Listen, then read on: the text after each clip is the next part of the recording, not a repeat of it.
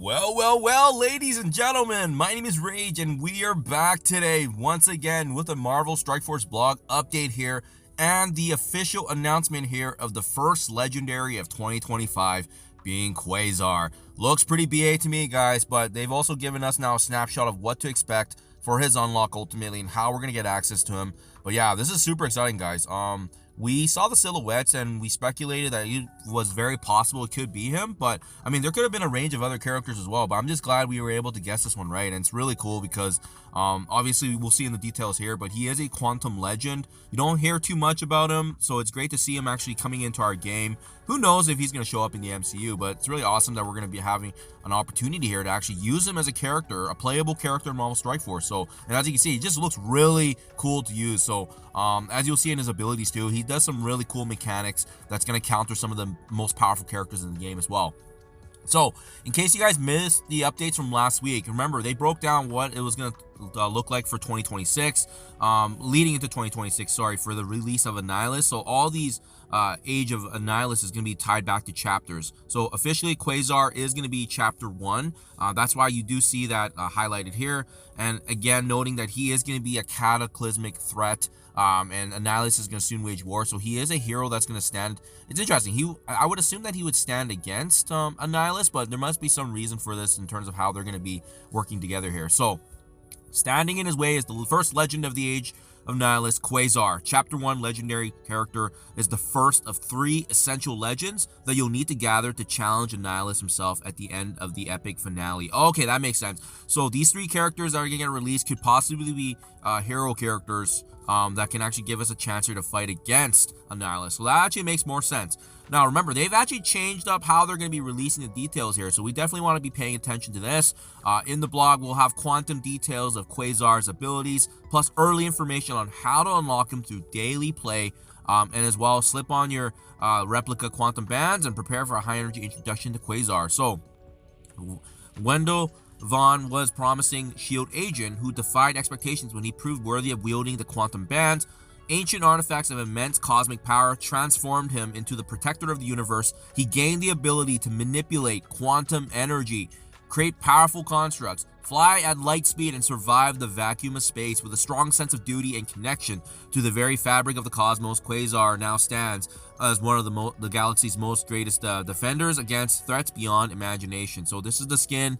As you can see, the design there, it looks so cool, guys. He actually just looks like an absolute lord. And again, he's a legend in the Marvel comics, so it's really cool that he's going to be coming. But where is he going to get slotted into the game? He is going to be an Alliance War plug-and-play legendary character. So he's going to he's going to be having the opportunity to obliterate enemies and their effects during battle. He's going to be slotted in as a brawler who gets up close and personal with high health, resistance, damage stats. So he's going to be fitting that mold for all the new statistical increases. He does, however, lack a formal team, because Commander Fury designated him as a war offense freelancer. So you can slot QUASAR into any top war offense squad for the sole mission of shutting down oppressive war defenses, and it directly notes mythic characters, guys. So that means that some of the most powerful mythics, he is going to look to actually counter them, in fact, and intentionally as well.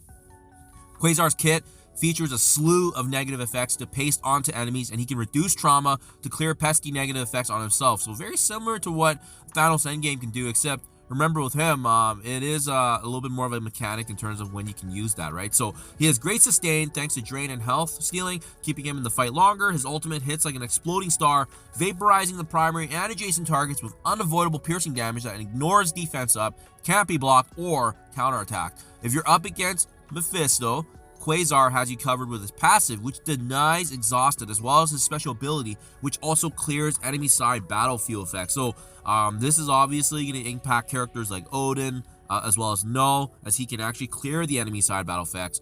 So that's really cool. And then what he's also bringing to this table is the newest battlefield effect, being called Quantum Constructs. The new dimension to the battlefield effects, which he uses not only his power to take him to another level, but also shut down the divine capabilities of Odin himself.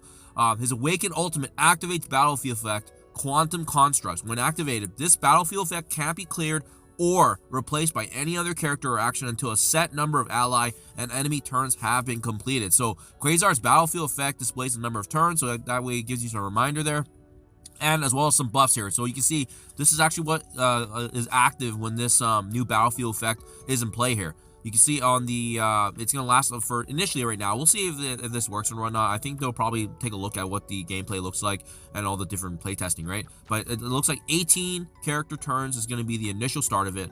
As well, it reduces the enemy assist chance by 100%, reduces active healing by 30%, blocks enemies from gaining charge or safeguard, and on enemy turn, reduces the duration of one random positive effect by 2. So each time they have some sort of positive effect, guys, although it's random, he is actually going to also reduce that in addition to obviously not giving the chance for charges or safeguards to be generated. So pretty cool, guys. Wow, unbelievable. He's actually going to be really changing up and switching up the meta there. So hopefully that's going to be applicable in war, obviously, too.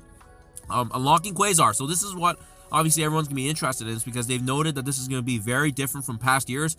They do want everyone to end Chapter 1 with a 7-star QUASAR. So that would be a first. And remember, these chapters typically last about 2 to 3 months based on what we kind of saw. So by the end of May or June, most of us, if not all of us, should have a 7-star QUASAR. That's kind of the hope here, guys. So it looks like the command center is going to be the home of the QUASAR character shard. So we have to make sure we follow that to a T. We'll probably have to do some sort of different review now when we're going through these events.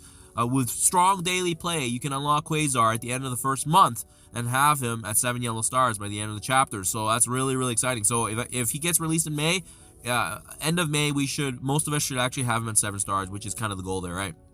And there's also going to be, let's see here, if you don't have them at 7 stars, there's also going to be a special event later on in Chapter 2 to make sure it's a catch-up mechanic. So that's really cool that they've kind of built that in. Red stars, this is the other big question mark, right? Whether you call them trials or still call them scourges, we can all agree to call them the can't miss opportunities. We have a trial scourge event during Chapter 1 that's going to be your ticket to QUASAR red stars, so that makes sense. I think that's going to be the test of your abilities to see how far you can go to get the red stars, and I do like the fact that everyone's going to have access to them, which is a huge win for the community as a whole. And as you can see, guys, I like looking at his traits initially. He's going to be a hero cosmic mystic brawler legendary, so with him being slotted as that hero cosmic, I can definitely see him being utilized now for Age of X, potentially in that final chapter with Lilandra. Let's see if there's anything else here besides the kit that we have.